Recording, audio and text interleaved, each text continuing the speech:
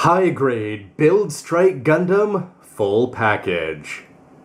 Hey, what's up again everybody? It's Robert 184 2Rs2B's Gundam Reviews.net, and as the original takes a dive off, how about this high grade? Is it going to be taking a dive in quality compared to the old school HG, Exia, 00, and Gundam Age? Anyway, first let's see what the parts can do for better or for worse before seeing it all put together into MS mode. The manual and the empty plates that you see here are going to be leading to all the body parts that you would expect for any sort of lead Gundam. The surprise being that you're going to be getting 3 guns instead of the 1 regular beam rifle to go along with the 2 beam sabers, a strange looking shield, and what makes up the full package. But how does it get there? That dreaded sticker sheet. Bottom to top, I've got to say the leg is going to be looking pretty good because of that little bit of blue there, which is going to set it apart from the regular strike. Unfortunate though that you're going to hear where is that coming from every time it's the seals. However, on the plus side, HG wing, fantastic hips, and this guy's going to be carrying on the tradition here. You'll notice that it's going to rotate around there, and it's very interestingly offset there with a cool polycap. But check this out, you're going to get about 80 degrees there, and bang, almost the full 180, looking great. And on the front, even though I'm tired of talking about the seals, as you'll see by the end of this video, but here, they're actually going to do a good job of folding on. They tell you to put it on after you put the white part on, but of course, put the seal on first and put the white part on on top of that. And the ankles, you'll notice that they're going to be on a big moving port there, and the ankle guard is going to be locked in, if you can just make it out, stuck into one side or the other, and the foot, absolutely nothing exciting, except for the details underneath that you could do up yourself. For comparison's sake, here's the HG Perfect Strike, and it's looking anything but once you actually go take a look at the mechanisms here. Hips impressive, hips old and unimpressive. The knee you already saw was great, and here you'll notice that this is going to move a smidgen, and then it's going to go down barely 90 degrees. The ankles are going to have some decent mobility there, rocking, but this part here that's going to be covering up the front of the ankle is just going to be rotating. This one looks asymmetrical, but it's going to give you a lot more motion. Overall, you know we need an HGRM. And the waist section is going to be showing that as well. Nice gray part there protruding, and then you've got a blue cap that you're going to be putting on the top. The waist skirts are not independent here, but here's what I really like.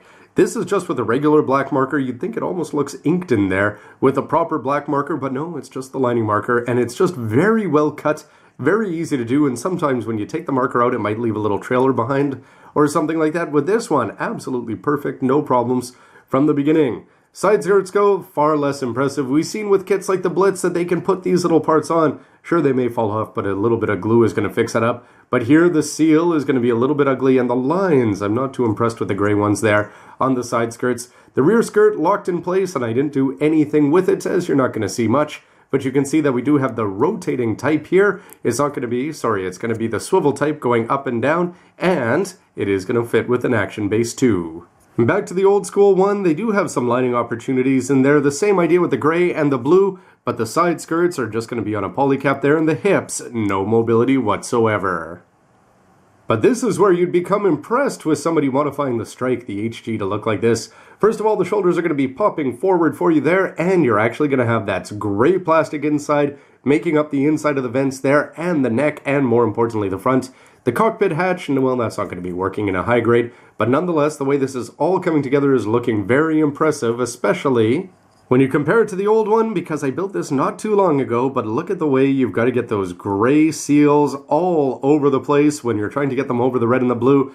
No gray there on the inside. This one, a huge step up, and this one showing the precariousness of using seals to cover multiple surfaces. So how about the arms though? This is actually going to be a little bit of fun when you put it all together. The red is definitely going to set him apart from his earlier strike counterparts. And I do really like that underneath this, you've got a gray piece which is going to be protruding there. So this would be gray if you didn't put the seal on, but if you want to add a base coat and then some yellow paint, you can go ahead and do that. I just did this exactly like the kit is telling you to do. Very little modifications on this one for me. For the elbows, what do you get? Ooh, a nice 90 there, and then you're going to bring it up for a very solid 180. You can see that we're going to have the traditional shield connector is going to be bending with the forearm, and this little part here is going to attach on. Put a blue seal on there. It's not going to look all that exciting, and I could have added some more black ink down there, and otherwise pretty standard C-like hands. And I still remember all those years ago with the old HG Strike that one reason why I went with 1/100th kits to collect is just that I hated this one not having the gray. They get around that by giving you this red part. I should mention that this is actually a gray seal underneath. So it's far from perfect, but if you look at the mobility here, that's okay, and you're only going to be getting 90. Things have come a long way. The shield of the old school Strike was somewhat disappointing, and this one, though, is going to be continuing the trend. First of all, the back, nice white piece of plastic there. This is 2 pieces of gray for the blaster that you can attach on. You can see that this is going to rotate and fit in nicely to the forearm. Then you've got a yellow layer of cheese inside this sandwich, and then this red part, which has this nice little white details around there, except for the fact that there's seals folded here, here, and here. So with 2 perforations and 3 sections, you've got 12 in total. Overall, it's going to be looking pretty good, better than I thought. But you know over time that, as you saw in my Perfect Strike, those are going to be peeling up all over the place. And if Bandai goes to the trouble to give you a white part of the sandwich down here, you'd think that they could have done it on the top, or just design the shield otherwise, so that you don't have to cut these kind of corners with your flagship high grade. Now how about this, breaking the mold somewhat, beam rifles being standard armament for over 30 years. How about this little beam gun? I'm actually pretty impressed with it. It's 3 pieces when you put it together down there. You can see that the muzzle is going to be somewhat interesting, and if you wanted to detail it up, it's the kind of thing that could be fun. Or if you want to go dual wielding with guns, it just might make the cut. With the beam rifle sharing a lot of characteristics of it here, but I've got to say that in comparison, the beam gun just comes across as being a little bit fun, whereas this rifle is a little bit unsubstantial compared to the regular standard armaments of some of the leads that we've seen over the decades.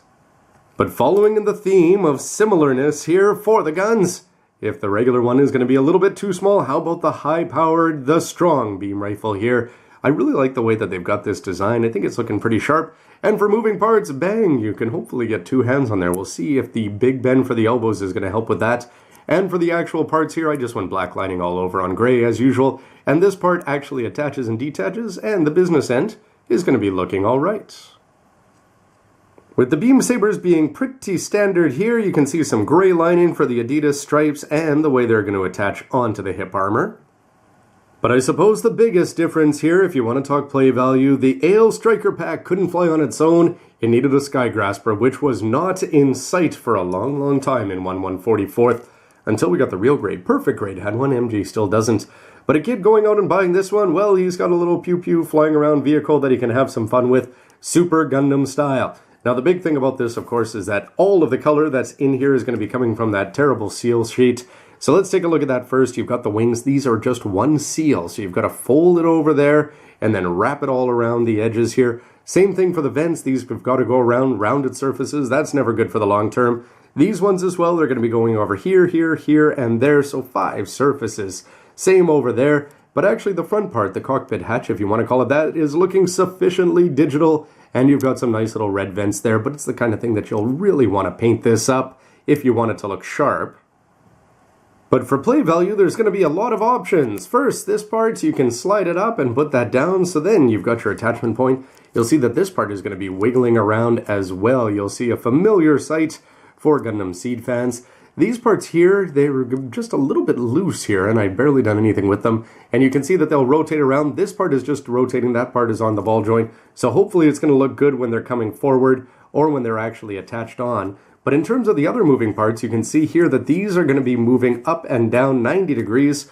No more than that, though. And then what do you have here? These will swing 180, and you'll notice the Freedom-like parts are going to get a lot more visible when you pop that up. Only 45 degrees that way, but then it's going to come down and give you a 90 down. So you can see that there's lots of possibilities, and hopefully some of them are going to look good when he's aerodynamically whooshing around.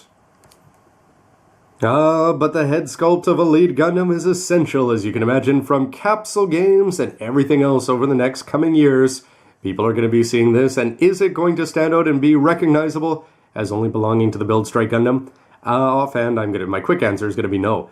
However, for a high grade, I'm actually pretty impressed with the way you're going to be putting this together here. The back slides onto the front. You'll notice that my lining is a little bit imperfect there. They give you a wide channel. But it's sort of cool the way these parts are going to be popping out. You've got doubles over there, put a little bit of black ink on the inside, and there's a channel on the front part, so it's easy to keep it separated front and back. The cheeks there, you'll notice I just put in some black lining, and the actual front for the face mask is going to be okay. But overall, they went with the all-yellow V-fin here. They're not pretending to do anything else. And then you're going to cap it with a white part, and then that red one with a teeny tiny seal. Overall, it's looking cool, though a little bit undistinct. Even though that's not even a word, but you can see that the eyes are going to be different compared to the original Strike. The cheeks and the bone structure, if you want to call it that, completely different. And the fact that this guy over here, the Build Strike, is going to have that white part behind the red jewel just gives it a lot more impressiveness, I'd say. And it's just more of a sharp look to the V-fin. But overall, which is your pick for the head of a First Lead champion? So that'll wrap up my look at the parts, and I've got to say I'm impressed with the weapons and I'm impressed with the overall body design. It is a huge step up on the old school Strike, and it just makes me want an HG version 2.0 all the more, as Red Frame says hello back there. This part, lots of play options, just very unimpressive, the use of the seals. But the seals around the body, I'm going to say some of them don't bother me. The forearm one is okay, the shoulder one's okay, the knee one is actually going to be looking sharp, and I like that blue color. It's probably just going to be these hips, I think, the side skirts that are going to be most problematic. But the head sculpt and play options look like fun, so stick around to see the MS all put together in its lead digital Ramba-Ral inspired glory. Thanks for watching, everybody. Please let me know what you think. See you next time. Bye.